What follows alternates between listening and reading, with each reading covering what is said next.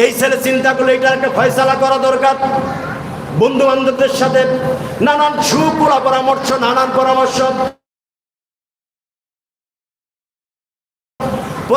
শেষে এই ছেলে কোন চিন্তাকে কিভাবে দমাতে যায়, কিভাবে না করে, অবশেষে কোন উপায়ান্তর না দেখে সে একদিন ঠিকঠাক করে ফেলে। কবে সুযোগ আনা যায়, বাজার থেকে ধারালো চাকু কিনে এনেছে। এরপরে এইটার ব্যাপারে কবে এটার কাজ সম্পন্ন করা যায়। একদিন সবাই, তার মা, তার বোন, তার বাসার সবাই মিলে নানির বাসা বেড়াতে গেছে। বাসায় শুধু বাবা এবং ছেলে, আর কেউ নাই।